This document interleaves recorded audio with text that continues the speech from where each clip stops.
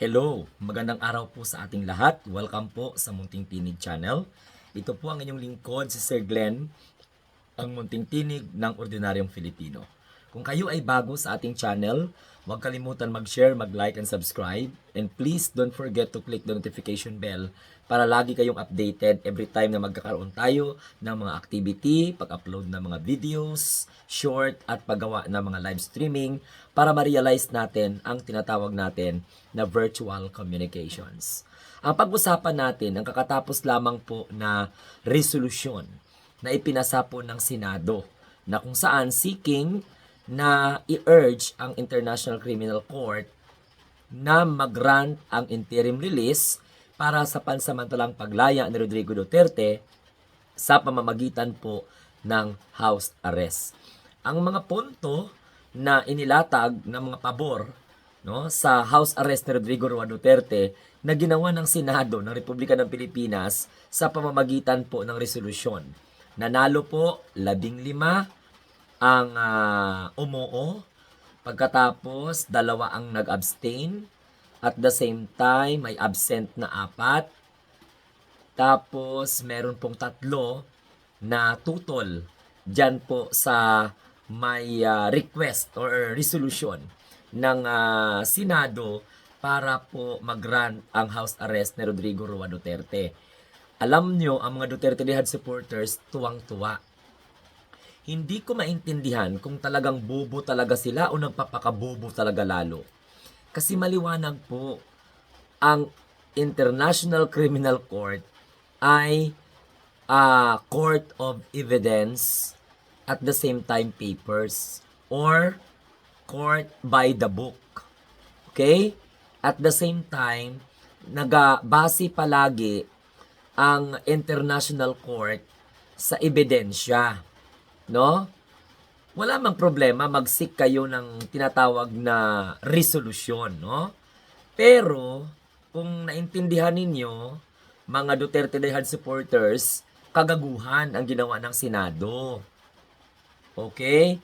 Yun bang parang pinahiya niya ang Senado? Dahil unang-una, wala namang jurisdiction ang Senado sa International Criminal Court. Naintindihan po ninyo? So, ang reason kung bakit, due to humanitarian consideration. Okay? Due to humanitarian condition of Rodrigo Roa Duterte, kaya po kailangan daw i-release at i-house arrest na lamang. Ang mga premise pa ng ibang senador, meron na naman daw tayong dating Pangulo, katulad ni Gloria Macapagal Arroyo, na house arrest din, katulad po ni Joseph Estrada, na house arrest din. Dahil po sa sinasabi pong mga edad, no? Yon yung tapos mayroon pang sick, humanitarian na consideration or condition ni Rodrigo Roa Duterte.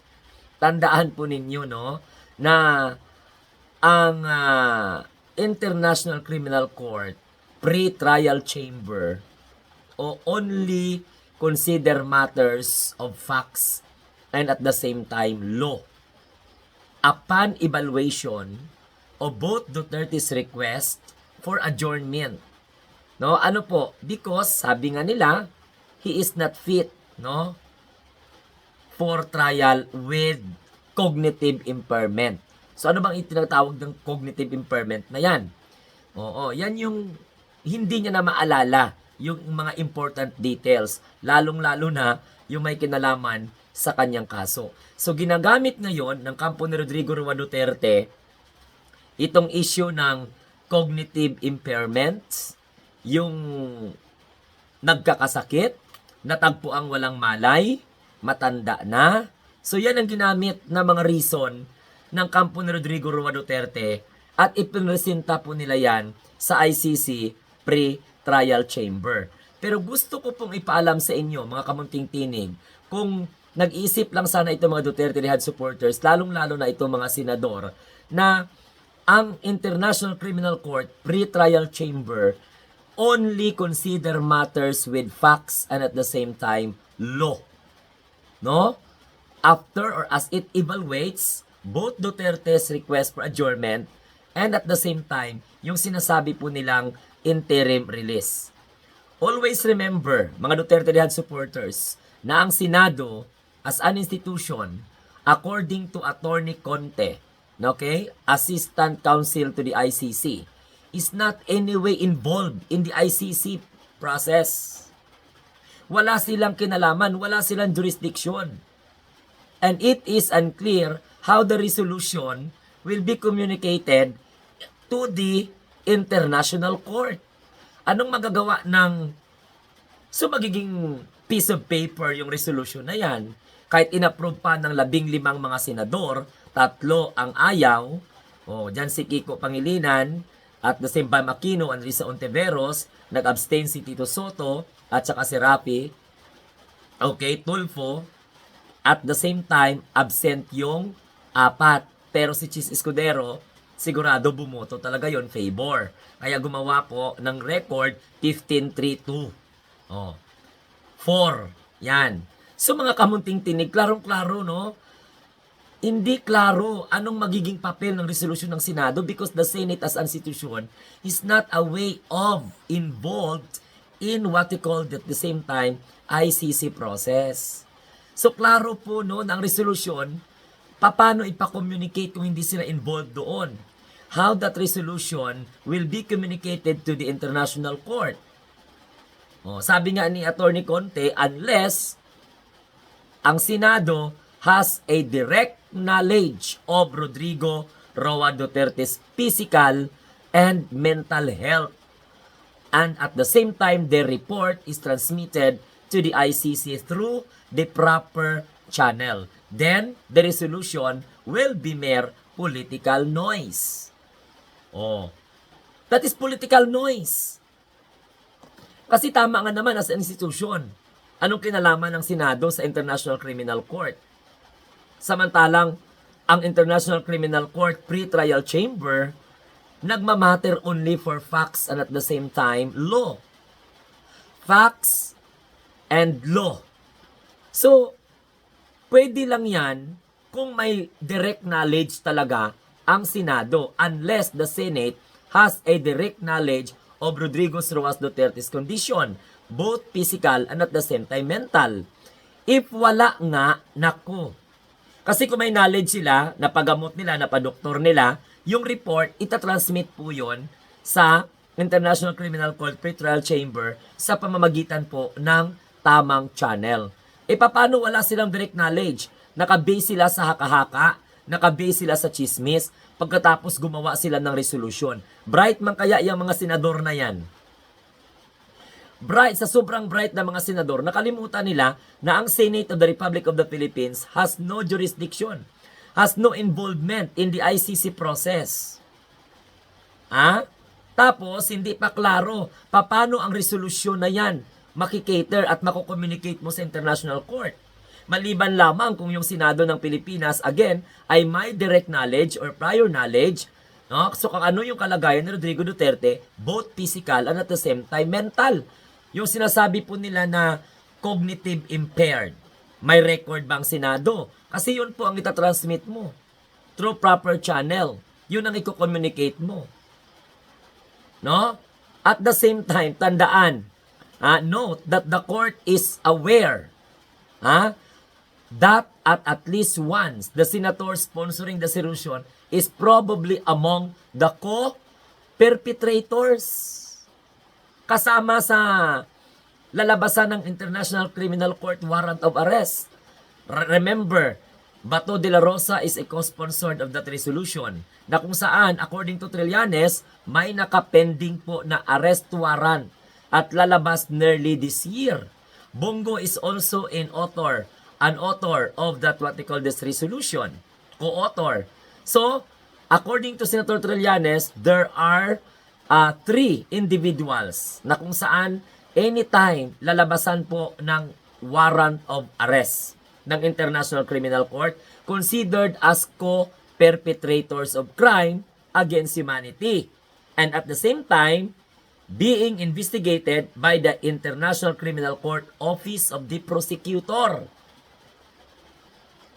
So ibig sabihin, klarong-klaro na may personal interest at para lamang po sa kanilang kasariling kapakinabangan o yung tinatawag na that resolution is a what they call this? Patently serving. Ginawa po yun. Kasi para at least gagamitin yon ng dalawa, ni Bongo at saka ni Bato de la Rosa, kung sakaling lumabas ang International Criminal Court Warrant of Arrest, gagamitin nila yung precedent ng interim release. So how come na ang isang co-perpetrators na nalagay sa report ng ICC, pero ini-evaluate pa kung bibigyan sila ng warrant of arrest, okay, magkakaroon ng resolution. So self-serving. Correct? At ito pa, tandaan po ninyo mga kamunting tinig, itong si Albayalde, Bato de la Rosa at saka Go, they are being investigated by the ICC prosecutor. So, klarong-klaro na dalawa sa co-author ng resolution na yan, nakaka-approve sa pamagitan ng 15324, okay, ay really patently self-serving. And that's not according to the Assistant Counsel to the ICC na walang iba kundi si Attorney Conte. So, yung galaw na to, yung hakbang na to, babalik po sa kanila. No?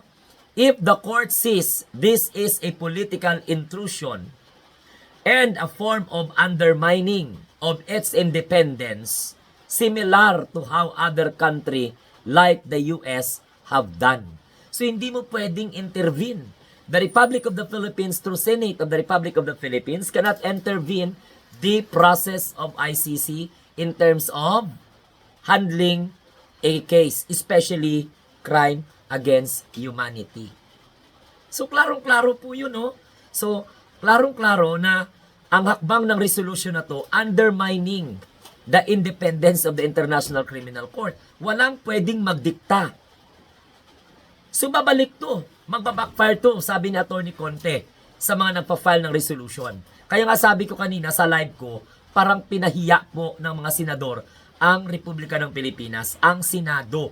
Nagmukhang walang alam. Nagmukhang naging tanga ang mga senador. It's because of the humanitarian consideration or humanitarian conditions. Hindi po ganon. Hindi basta-basta magsabi, oh, palayain nyo to, kawawa naman. 80 years old na, matanda na. Okay? Humanitarian purposes. O, ano nyo na to, i-house arrest. Hindi po ganon. Dinidiktahan na ng resolution na ito ng Senado ang ICC, undermining the independence of the International Court. The court may also see that this as a conclusive proof that the Duterte still exercise significant political and nationwide or political doubt nationwide. So therefore, hindi talaga siya papapalayain kasi pag pinalaya ito, maaring maging impluensya para magkaroon ng kagaluhan sapagkat nandoon pa rin ang impluensya ng mga Duterte sa politika. So ang pamilya Duterte are all politicians in Davao, are all in positions. Oh, sabi nga ni Atty. Conte, which is why he cannot simply go home. Kasi may mga influence sila sa Davao, so hindi sila pwedeng papuntahin doon. Correct? So the Senate support clearly shows their influence is nationwide. Marami pa ring mga senador ang sumusuporta kay Rodrigo Roa Duterte. So therefore, that will become an element or factor not to grant the interim release or house arrest because of that influence politically. Klaro po yon, and will be highly unlikely. So hindi po nababagay. Kaya yung sinasabi nila cognitive impairment because of age, because of what we call this humanitarian conditions, palabasin lang kasi may mga premise na may si Gloria nga pina-house arrest, si Erap nga pina-house arrest. But it's very clear that the Senate has no involvement in International Criminal Court process. And always remember that the International Court pre-trial chamber, okay, is a court of laws and at the same time laws and facts. Yan. So may direct knowledge ba ang mga senador? Wala. Based lang sila sa statement ni Sara, based lang sila sa nakarating na balita kay Sara, based lang sila nakabating sa balita sa kanila. Wala silang record ng medical condition and mental condition of Rodrigo Roa Duterte. So therefore, in my own opinion as an ordinary citizen of this country, the resolution that was passed a while ago is just simply a scrap of paper. And for the International Criminal Court pre-chamber, it doesn't matter. Okay? Because that's one way of showing the influence of Rodrigo Duterte in terms of politics. Di rin siya pwedeng umuwi ng Davao. Tama yung point ni Atty. Conte because ang mga Duterte ay nakaposisyon po sa Davao City. Therefore, he cannot go home. Gets? Hindi rin siya pwedeng palabasin because may mga patronage, may mga sumusuporta pa sa kanya. So, iniiwasan dito yung mag-escalate at the same time magkaroon po ng kaguluhan. Pero klarong-klaro talaga ito, mga kamunting tinig, hindi din po ito papababuran ng ICC. Alam mo kung bakit? Dalawa sa tinaguriang co-perpetrators ay co-author ng resolution na yan. So clear na may personal interest at self-serving ang resolution. So again, in my own opinion, that's a scrap of paper, basura ang resolusyon na pinasa ng Senado kani-kanina lamang. So ito pong inyong lingkod, ang munting tinig ng ordinaryong Filipino na nagsasabi, tayo po ang mga bagong Pilipino sa bagong Pilipinas. Kaya kayo mga Duterte Dehan supporters, magbago na kayo, magpakatino na kayo. Huwag kayong magpakabobo. Huwag masyadong maging masaya sa wala namang pong reason. Please discern, study, okay? Discern, study, be learned, not only intelligent and knowledgeable. Okay? Nakakahiya. Nagdiwang kayo kay nanalo ang resolusyon, ang bumuto ng yes. Pero sa totoo lang, basura ang resolusyon ng Senado na napasa kanina. It is because pwedeng questionin ng ICC na wala po silang direct knowledge of Rodrigo Duterte's mental, physical health conditions. Katulad ng mga report. So kung mayroon lang, pwede nilang i-transmit it to the ICC sa pamamagitan po ng tama or proper channel. So then, the resolution will be mere political noise. Ingay lamang sa politika. Bye-bye!